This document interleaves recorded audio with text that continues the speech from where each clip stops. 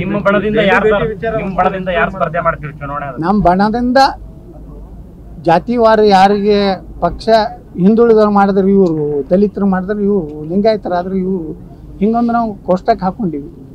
ಅದ್ರ ಪ್ರಕಾರ ಮಾಡ್ತೀವಿ. ಯಾರತ್ತ ನಾವು ನಾನೇ ತನ ಹೇಳೋದಿಲ್ಲ.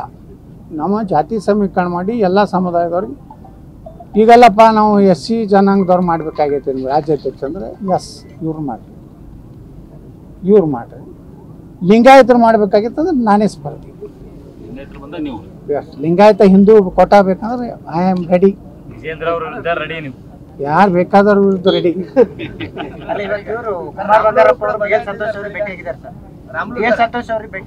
ಶ್ರೀರಾಮುಲು ಆದ್ರೆ ನಮ್ಮನ್ನ ತಕರಾರು ಇಲ್ರಿ, ಭಾಳ ಚಲೋನೇ ಆಯ್ತು. ನಮ್ಮ ಮನುಷ್ಯನೇ ಅವರು, ವಾಲ್ಮೀಕಿ ಜನಾಂಗದ ಒಬ್ಬ ಆದ್ರೆ ಏನು ತಪ್ಪೇನೆ ಐತಿ.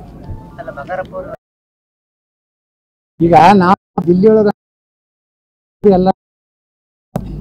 ಎಲ್ಲ ನಾವು ಡಿವೈಡ್ ಮಾಡ್ಕೊಂಡಿವಿ. ನೀವು ಅವ್ರನ್ನ ಭೇಟಿಯಾಗು, ನೀವು ಇವ್ನ ಭೇಟಿಯಾಗು, ಹಿಂಗೆಲ್ಲ ಮಾಡಿ ಒಂದೇ ಕಡೆ ಹೋಗಿ. ಆದ್ರೆ ಎಲ್ಲ ಸಂಸದರು ನಮ್ಮ ಜೊತೆಗಿದ್ದಾರೆ. ಒಂದಿಬ್ರು ಇಲ್ಲಿ ಬಿಡ್ರಿ, ಅವ್ರ ಅಣ್ಣನೇ ಅದ, ನಾವ್ಯಾಂಗ ನಮ್ಮ ಜೊತೆ ಇರ್ತಾನ.